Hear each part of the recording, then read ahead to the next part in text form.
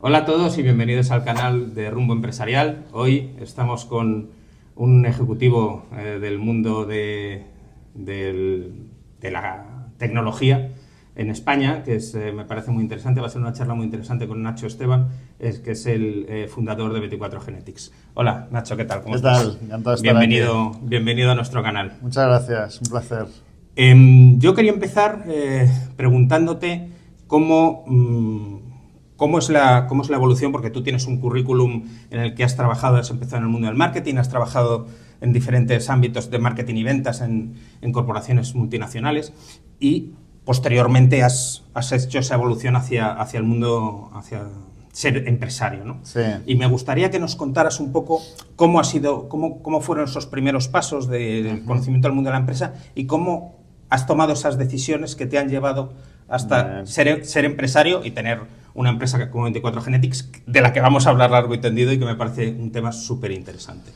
Bueno, yo creo que nací empresario. Yo creo que debo tener, si existe el gen empresarial, porque yo ya en el colegio llegaba a alquilar con menos de 10 años TVOs de Mazinger Z y mi primer radiocassette lo compré pirateando juegos del Spectrum. O sea que yo siempre he sido empresario desde pequeñito, siempre quería hacer negocios, ganar dinero para mis caprichos. Un hombre de negocios, ¿no? Como se ha dicho tradicionalmente. O un niño de negocios, sí. Yo creo que igual... Que luego el hombre se convirtió en empresario. No tengo claro si sigo siendo un niño de negocios, pero sí, siempre me ha gustado, ¿no? Y entonces, pues bueno, a partir de ahí, mi idea inicial es, tío, estudia, aprende en multinacionales, viaja, conoce el mundo y a partir de ahí montas tu negocio. Eso fue mi idea inicial, ¿no?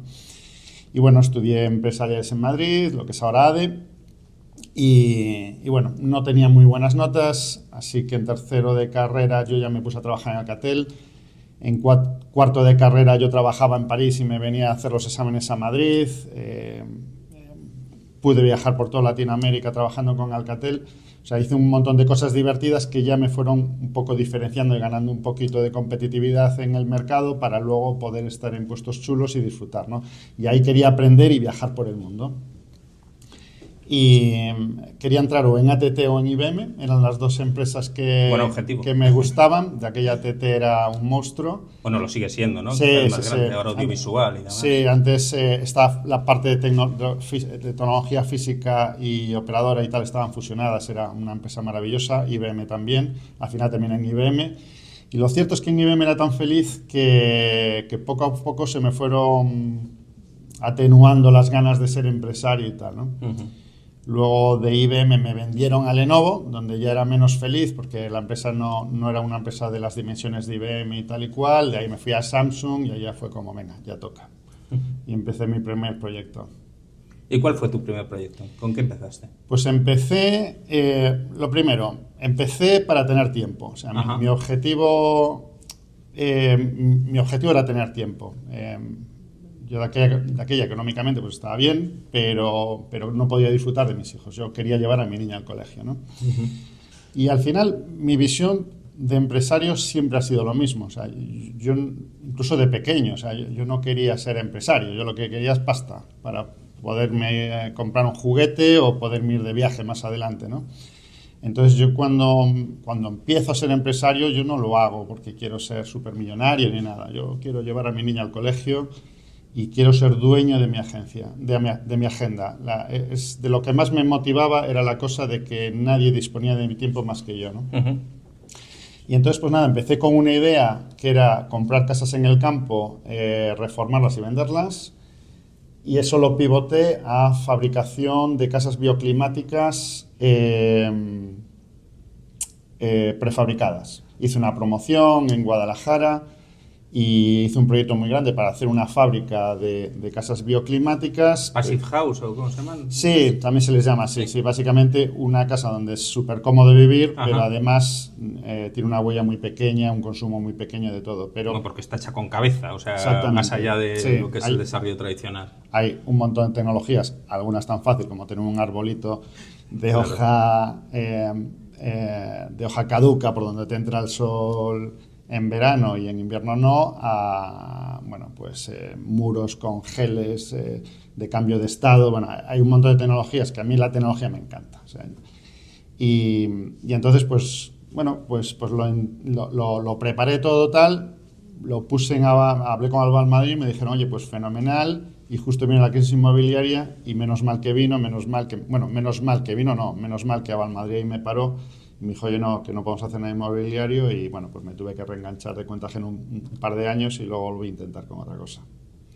Ese es uno de los puntos que yo creo que es muy importante. Es decir, para ser empresario lo primero que hay que ser es resiliente, aunque no me guste la palabra, pero sí, hay que estar permanentemente preparado para un fracaso o para algo que no te gusta, cuál es el resultado, para poder encarar otro y para poder encarar otro. Porque si te acomodas entonces mejor por cuenta ajena, y ese es el punto. Totalmente, sí. O sea, 24 Genetics, que va fenomenal y, ¿sabes? Es la empresa que siempre quise tener, es mi empresa número 10. Claro. Y detrás de eso hay 9 fracasos. Sí, o sea, por supuesto. Hay alguna que fue bien una temporada.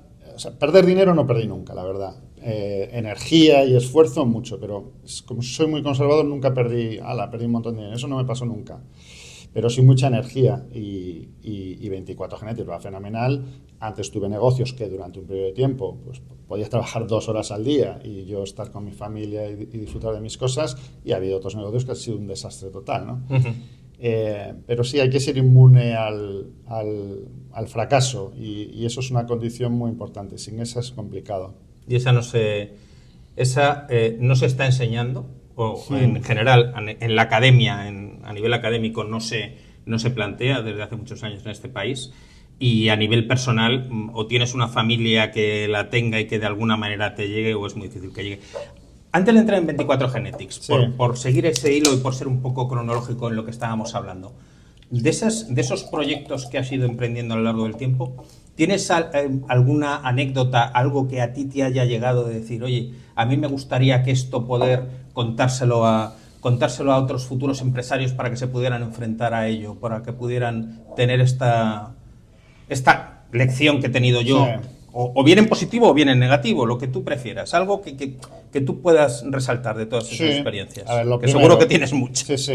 Lo primero, a ver, yo en el CEU nos dio un aula 24 Genetics, una aula que está toda decorada, preciosa, y yo doy un curso allí de emprendimiento en biotecnología, ¿no? Y estas cosas las cuento, y desde luego sí cuento lo que estabas diciendo antes de ser inmune al fracaso. Entonces, ¿hay cosas que puedo contar? Pues la primera cosa que digo, o sea, lo normal es que fracases. Cuando antes empieces a fracasar, mejor, porque lo normal es que fracases. A partir de ahí, fracasa sin dejar un pufo ni a tu familia, ni a tus amigos, ni a ti mismo. Controla el nivel de fracaso. Sí, sobre todo aprende cuando tienes que salir. Hay un montón de cosas que se pueden montar sin dinero, muchísimas cosas. Y en biotecnología, muchísimas, ¿no? En informática ya ni te cuento, ¿no? Por supuesto. Pero biotecnología tiene mucho que ver con informática. Entonces hay un montón de cosas que es que tu trabajo es suficiente para montarlo. Entonces monta de esas, ¿sabes? Que no tengas que pedir nada a nadie, y de luego, si arriesgas pasta, tenla muy acotada. Es decir, oye, voy a arriesgar 3.000, 4.000, me da igual, lo que sea. Los doy por perdido. Y a partir de ahí, oye, empiezas ese negocio que si pierdes esos 3.000 o 4.000 te da exactamente igual. Pero no pierdas 400.000. Es decir, está muy bien fracasar si sacas muchas experiencias y mucho aprendizaje, pero si te queda un pufo de medio kilo, eso no mola. O sea, eso no mola nada. Entonces, eso es uno de los consejos que doy. Pero el principal que doy, ese tema de resiliencia, la que está tan de moda ahora, de ser inmune al fracaso, todo viene por el deseo. Y no todo el mundo tiene que emprender. O sea, aquí estamos con la historia esta de que de moda es ser emprendedor y tal y cual, y es una palabra que se nos llena la boca con ello, que yo, más que emprendedor, lo que soy es empresario. Pero lo importante es, ¿tú quién quieres ser de mayor? ¿No? Y yo me lo sigo preguntando ahora, y voy a cumplir 52 años. Eso es lo realmente importante. O sea, ¿qué es lo que te mueve? ¿Qué es lo que realmente es importante para ti? Y hay un ejemplo que pongo en mi curso que es muy fácil. Y es, hay 2 tipos de viajeros. Si lo que te apetece es irte a Viena con Viajes El Corte Inglés, eres un tipo de viajero. Si mañana te propongo que nos hagamos una ruta de 1000 kilómetros por el Karakorum Highway en Pakistán y te apetece venir, ese es otro tipo de viajero. Si te gusta lo segundo, es más fácil que seas empresario o emprendedor. Si te gusta lo primero, pues igual no. Es difícil. Quiero decir, por supuesto hay empresarios que les gusta irse a Viena con el Corte Inglés, ¿no? Pero es una cosa que define todo. Tú como empresario vas a sufrir muchísimo. O sea, yo creo que habrá muy pocas personas que disfruten trabajando lo que disfruto yo. Y creo que hay muy pocas personas que sufran con el trabajo lo que sufro yo.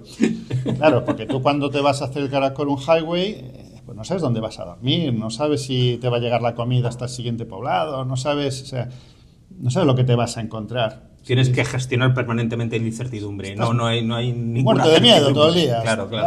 Pero claro, es que no es lo mismo cuando te levantas al amanecer y ves un valle maravilloso y eres la única persona que está allí y lo estás viendo y se te caen las lágrimas. O bueno, que si ves la estatua de Mozart en Viena, pues igual también te emocionas mucho. Pues depende del perfil que tengas. Entonces, lo primero es el deseo y lo primero es saber qué es lo que quieres. Yo personalmente, yo quiero vivir una vida muy intensa. Y yo quiero que me quieran y vivir una vida muy intensa. He llegado a esa conclusión. Son las dos cosas que más quiero. Y si lo puedo hacer sin miedo, mejor, ¿no?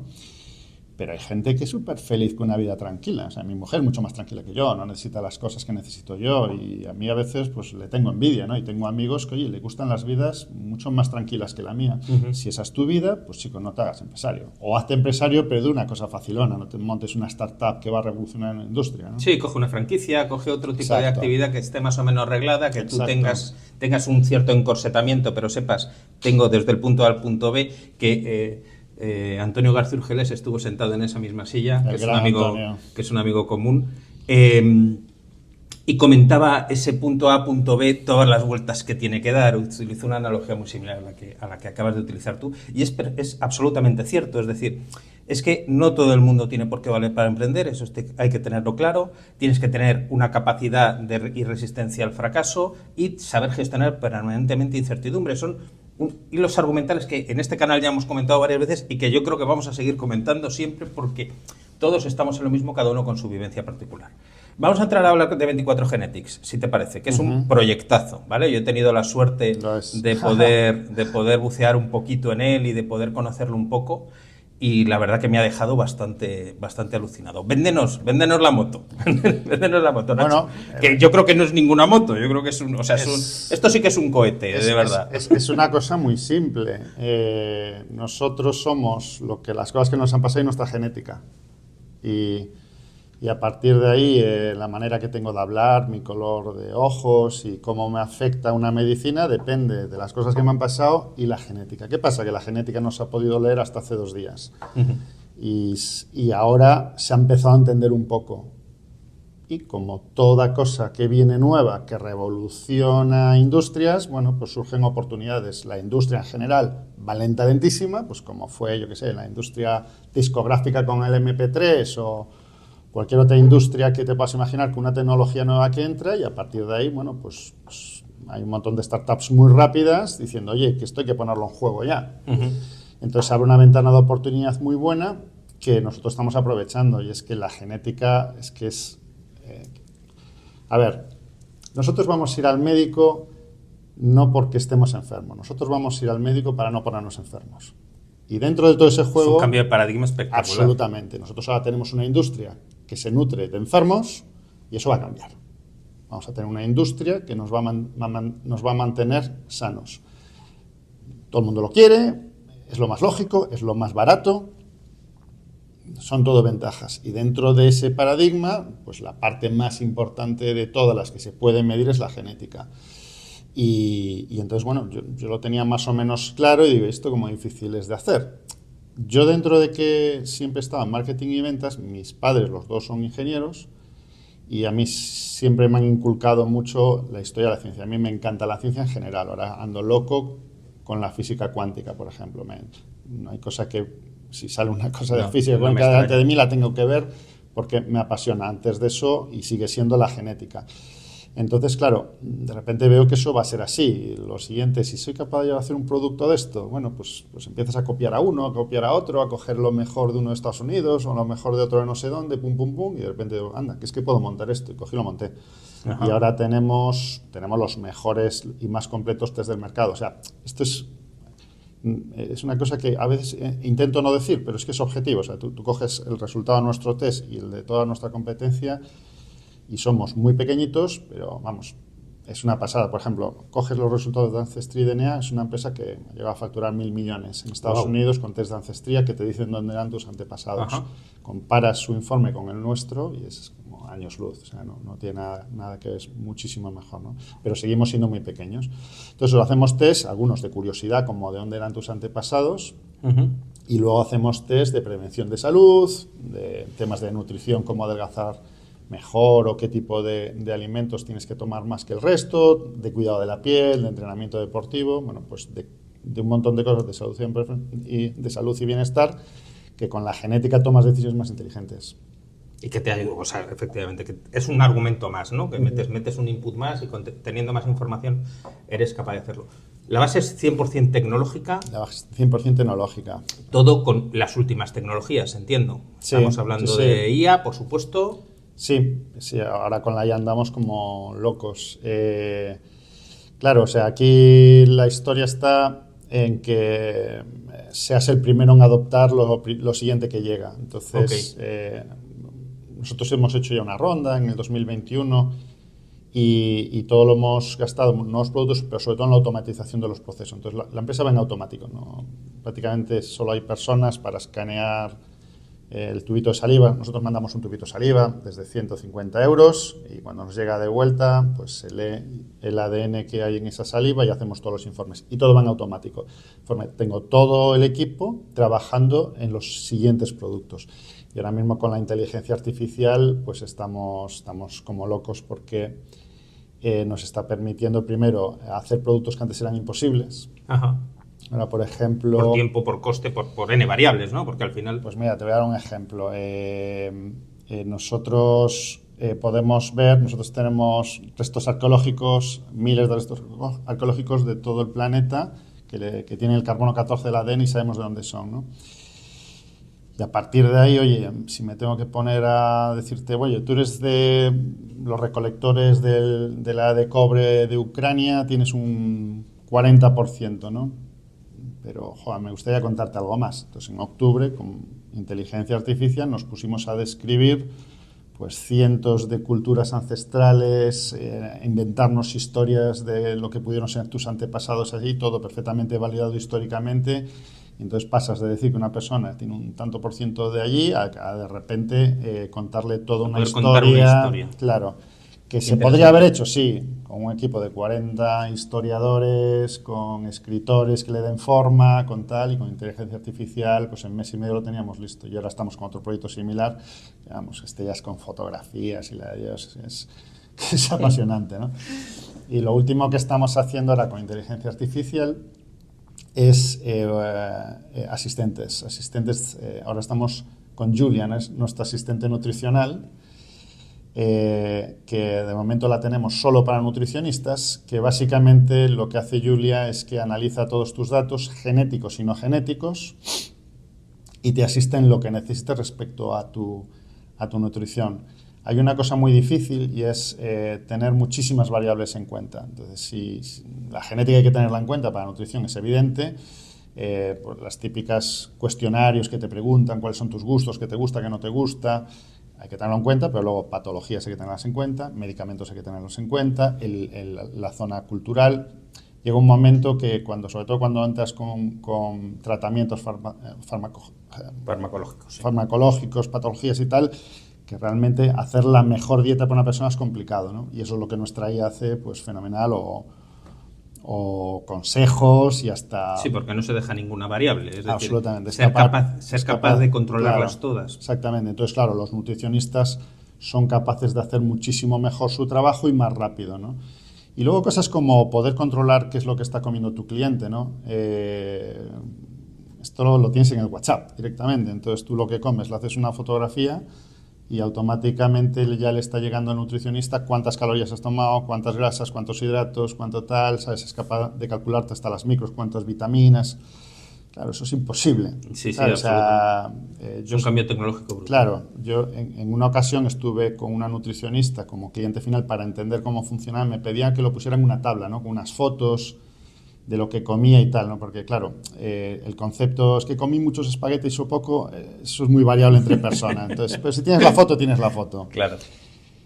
Y claro, si una persona, un nutricionista, pues tiene que tratar a 50 clientes que te traen su tabla con las fotos y tienen que poner a calcular cuántas calorías hay allí, es una locura, ¿no? Pero si les das, toma, mira, manda fotos a este WhatsApp y si tienes cualquier duda le preguntas en el WhatsApp.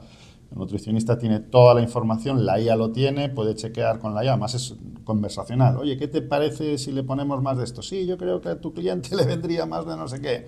Te pone la dieta, la lista de la compra, lo que quieras. No, además, es que ese punto del cambio tecnológico brutal que tiene la IA, yo soy informático de formación y al final, bueno, también te vas metiendo en el mundo de las finanzas, etcétera, etcétera, pero siempre te queda ese pozo, ¿no? Tú al final, pues tienes un pozo por si te gusta la ciencia o te gusta otra cosa. Y es esa capacidad de que el profesional, la persona, va a tener que hacer tareas de mucho más valor. Es decir, esto no elimina a las personas. Al revés, las potencia, nos convierte en superhumanos. Tenemos que saber utilizar esa inteligencia, que lo primero que no es inteligente, es decir, el nombre de inteligencia artificial que le hemos dado es lo que es, porque lo que es capaz es un gran tramitador de datos o gestor de datos. Es un super Excel. Eso es, tiene un Excel, pero sería una matriz de n por m. No tiene solo 2 dimensiones, sino que hay que pensar en muchísimas más.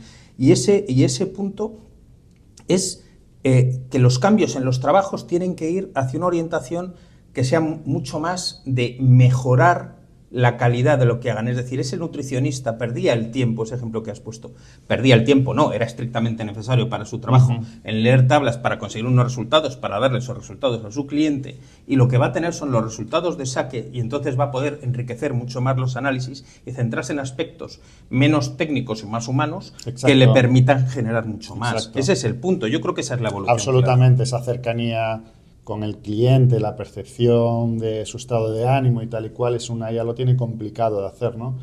En la parte técnica, y no. Posiblemente no lo pueda hacer con una calidad. Es decir, es que mucha gente habla de eso, ¿no? De los sentimientos de la IA y tal. Es que eso no tiene ningún sentido, olvídate. No, lo que tiene sentido es utilicemos la herramienta. Claro. Pero vamos, que esto es como si nos planteásemos ahora que los estudiantes tengan que tener ordenador o no, o que tú en tu trabajo puedas utilizar el Excel o no, es que no es planteable, es decir, y mi bisabuelo no, lápiz no, ¿sabes? Mejor ahí con el cincel y bolígrafo tampoco, que eso es muy moderno. No, olvídate, o sea, tú estás aquí, tengo que hacer unas tareas, ¿cuáles son las mejores herramientas que puedo tener? Utilicémoslas. Todas. A la vez, sí. O sea, todas las que puedas. Y luego, bueno, pues, oye, como empresario tú tienes que ver también cuáles son tus fortalezas. A mí mi fortaleza es que a mí me gusta mucho la parte técnica. Yo cuando trabajaba en Alcatel, yo comía con los ingenieros. A mí la parte técnica me encanta. Entonces, bueno, yo como empresario, yo sé que yo siempre voy a dar más valor si estoy en zonas de tecnología puntera, porque como es mi hobby, pues entonces lo voy a hacer mucho mejor. Y es el rollo también, volvemos a la resiliencia. Claro, tú tienes resiliencia, hay dos cosas que mueven muchísimo esa resiliencia. Una de ellas es que estés haciendo una cosa que te gusta. Por supuesto. Entonces, yo en principio trabajo todos los días. Yo este domingo, pues ahí entraba en Torre Europa y además me doy cuenta que de repente pues soy el único que ha ido todo tal, ¿sabes? Soy consciente de que soy un friki allí metido y tal, pero yo no lo sufro. O sea, yo estoy haciendo una cosa tan maravillosa que no lo sufro. Y luego hay otra cosa y es el deseo de quién quieres ser o qué quieres conseguir. Y eso pasa o sea, las cosas tú puedes tener por ellas, los proyectos tú puedes tener ilusión, puedes tener pasión y puedes tener obsesión. Para las cosas muy difíciles necesitas obsesión. O sea, Nadal no puede llegar hasta donde ha llegado sin ser un obsesivo. ¿no? Está clarísimo. A todo esto, si eres un obsesivo, tienes un riesgo enorme de destrozar el resto de tu vida. Que tu mujer te odie, que no tengas amigos. Sí, de volcar, sí, exactamente. Entonces, bueno, ahí hay que tenerlo con cuidado.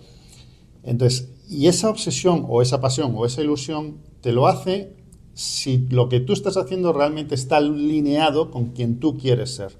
Entonces, en ese momento te entra la determinación y eso es imparable. O sea, cuando tú ves una persona, joven o mayor, que tiene determinación por hacer algo, eso es absolutamente imparable. Y la determinación no te la da que estés haciendo una cosa pues por moda o que te estés haciendo una cosa pues porque lo hace todo el mundo.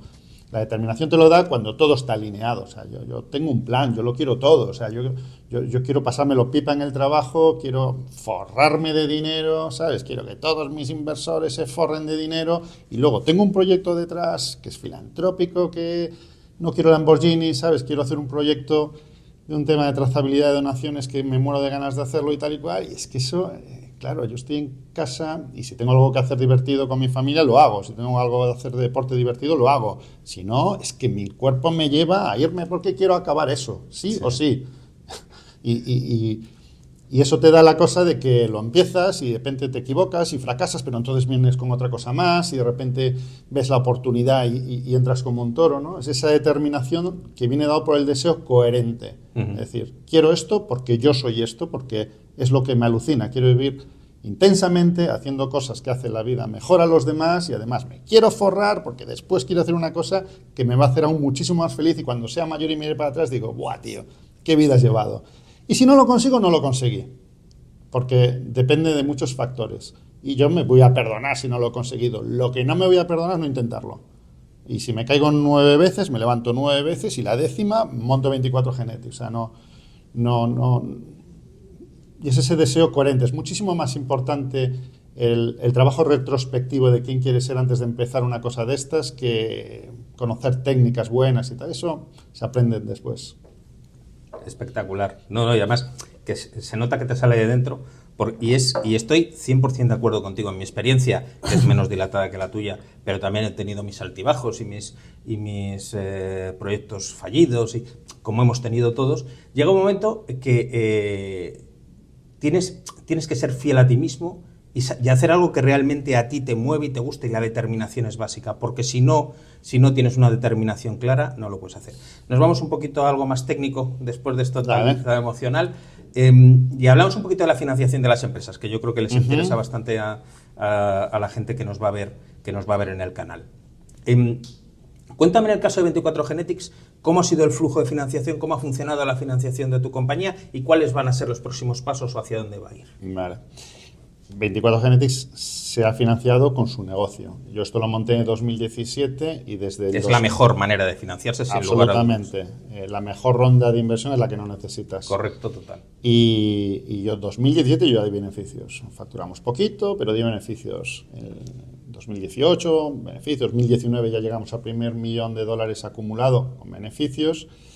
Y a partir de ahí, pues de repente, bueno, pues gente que sabe mucho más de emprendimiento y startups, como Antonio, por ejemplo, García Urgeles, pues me decía, oye, Nacho, te estás perdiendo una oportunidad de hacer esto muchísimo más grande porque no te estás financiando fuera, ¿no? Entonces ahí, bueno, pues me convencieron de que lo lógico es que hiciéramos una ronda de inversión. Y la hicimos, y entonces, bueno, pues al final terminamos valorados en 10 millones de euros, hicimos una ronda de 1.2 en Capital Cell de crowdfunding, rompimos todos los récords, entraron casi 800 inversores. Wow. Y realmente, pues oye, fantástico. Pude coger todo ese dinero y automatizar todos los sistemas, modernizar la empresa, hacer nuevos productos, hacer nuevas marcas. Ahora tenemos 4 marcas. Entrar en inteligencia artificial, vamos, somos absolutamente pioneros en temas de inteligencia artificial y salud y bienestar, y hemos hecho todo eso mientras multiplicamos por 3 nuestras ventas. O sea que realmente es una cosa que valió muchísimo la pena. Y ahora, pues me están diciendo, Nacho, otro salto y ya ponemos esto, porque hasta ahora el dinero sobre todo lo he tenido que gastar en automatizar y en temas técnicos. Y en marketing, infraestructura de la compañía. Sí, y en marketing y ventas he gastado poquito. Entonces, gastando poquito en marketing y ventas, hemos multiplicado por 3 las ventas. Entonces, en 2 años y medio. Y entonces la idea es, vamos a hacer otra ronda para gastarnos sobre todo en marketing y ventas y ya poner la empresa a un nivel altísimo y ya veremos qué pasa. Es posible que nos compres, es posible que nos fusionemos, es posible que salgamos a bolsa, cualquier cosa para que los que metieron pasta se forren, que si no yo no duermo tranquilo. Y entonces pues es lo que vamos a hacer. Entonces ahora mismo estamos bueno, no sé cuándo se va a emitir esto, ahora mismo estamos en una pre-ronda privada donde damos entrada a inversores profesionales que nos den valor. Uh-huh. Y después haremos otra ronda de crowdfunding, como la que hicimos en el 2021, de un tamaño similar a la que hicimos antes y tal. Con una plataforma similar a la que... Sí, posiblemente lo hagamos también en Capital Excel, que es una gente encantadora. Estupendo, estupendo. Cuéntanos un poco del crowdfunding, porque tú que estás metido muy en la harina, yo creo que es un tip que puede quedar muy, muy interesante. Bueno, porque tú al inversor, sí. Tú cuando tienes un inversor, sean uno, N, ¿vale? Hablaba Antonio también, me remito a él, de elegir tú el inversor. Es decir, no solo planteamos mucho en las rondas de inversión y cuando hablamos de startups, cómo el emprendedor busca inversores que inviertan en su producto. Pero poco hablamos, o prácticamente nada, de la selección que debe hacer el startupero, Claro. el emprendedor, el empresario, de esos inversores que quiere, porque vas a sentar a una persona en tu comité y es una persona que, oye, vas a tener que convivir con ella, sí, aparte sí. por el hecho de que te está prestando dinero, porque es un préstamo que a largo plazo vas a tener que devolver. Realmente el crowdfunding al final es, oye, tengo muchos anónimos que con pocas cantidades van a entrar a financiar mi empresa. Sí. ¿Eso cómo se pilota? O sea, ¿cuál es el acercamiento? Vamos a ver, la primera historia es lo de siempre, no perder el norte. Entonces, yo no vivo para que 24 Genetics simplemente sea una empresa grandísima y que facture muchísimo y no sé qué, no. O sea, yo vivo para ser un tío feliz haciendo cosas buenas para mis clientes y que además forrarme y que los que hayan metido pasta se forren. Y dentro de esa jugada puedes hacer muchas. Oye, meterte con un fondo igual es tu mejor opción, porque resulta que ese fondo luego, oye, tiene súper contactos para ayudarte a crecer, para luego venderte y tal y cual. Pero sí, las sinergias que va a tener a futuro. Exacto. Para lanzar tu compañía hacia otros ámbitos. Exacto, pero igual ese fondo de repente te merma tus poderes políticos. Entonces, también es lo habitual, claro, ¿no? Por otra parte. Yo he rechazado ciertas aproximaciones, pues porque yo no estoy para perder poderes políticos y no poder contratar a quien me da la gana, o no poder hacer una fusión, o no poder venderme al precio que a mí me dé la gana por un tío que tiene un 10% de la empresa. O sea, no. Entonces, y ahí hay que tener mucho cuidado, porque te puede ocurrir que de repente dejas de ser empresario porque realmente ya no tienes... O sea, empresario es cuando eres libre y dejas de serlo, ¿no? Entonces, esa es la primera cuestión con la historia de los fondos, y ya te digo que creo que hay fondos que son maravillosos y depende del momento, o sea, puede ser sin duda tu mejor opción. Por otro lado, yo tengo la historia de que las rondas hay que tenerlas cuando no las necesitas, fundamental, y en un momento dado que te compre alguien o que te fusiones con alguien tiene que ocurrir cuando no lo necesitas.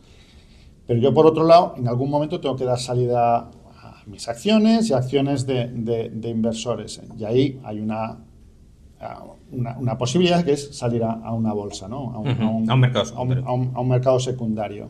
Y para entrar a un mercado secundario, lo que tienes que tener es muchos socios minoritarios. Entonces pensé, bueno, pues esta es la jugada perfecta, ¿sabes? Si hago una ronda de crowdfunding, ya paso a tener un montón de socios minoritarios, que ahora mismo en realidad yo solo tengo un socio. Yo tengo el 88% de la empresa y el 12% es una sociedad, que es el vehículo de inversión donde están metidos todos los socios, ¿no? Pero yo, en cualquier momento, si quiero salir a bolsa, yo puedo incorporarlos y estoy en bolsa con un montón de minoritarios. Si además, oye, si es una empresa que hace tornillos para la industria, maravillosos, súper rentables, pero no te conoce nadie, pues no. Pero si eres una empresa de bienes al consumo y ya tienes miles de clientes, en nuestro caso tenemos miles de clientes de más de 100 países diferentes, que les encanta reputación, conocimiento, que les encanta mi empresa, que muchos de ellos quieren invertir en la empresa, y dices, bueno, pues haces una historia de crowdfunding, tus propios clientes pasan a ser inversores de la empresa, y además los inversores minoritarios normalmente son embajadores de la marca. Están hablando de ella, claro, porque, oye, la han probado y además han metido dinero. Entonces eso, bueno, pues amplifica un poco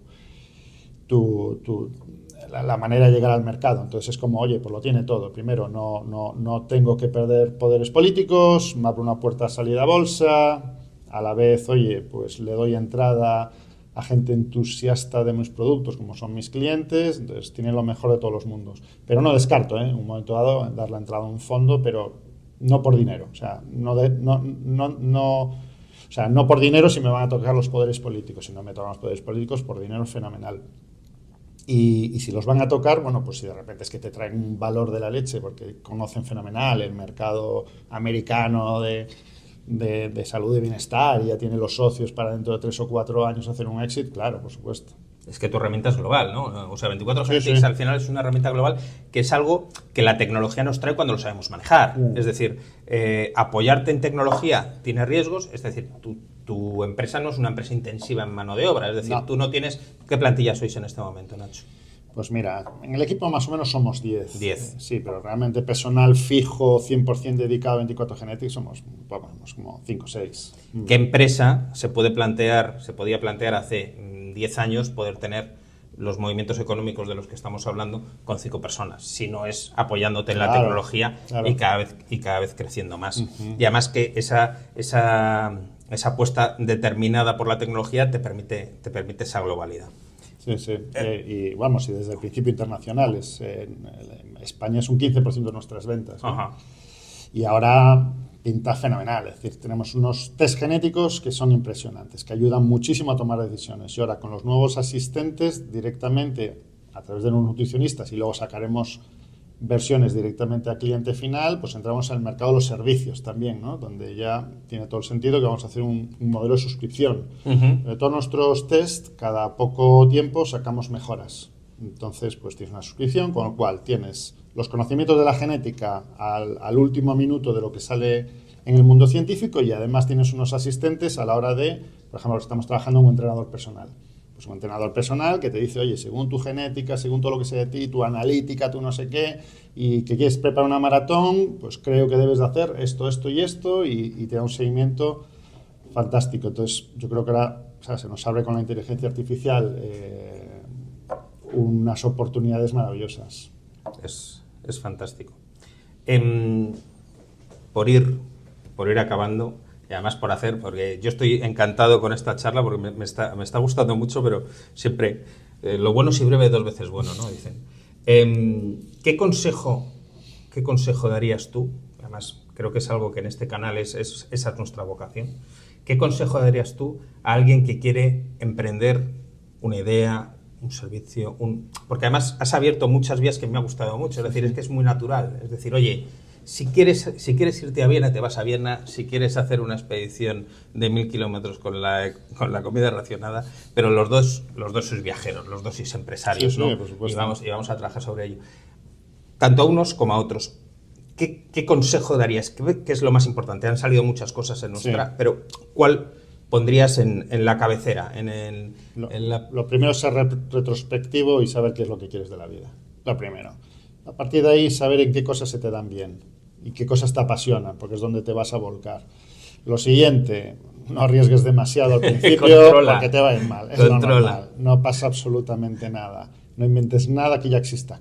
Cópialo.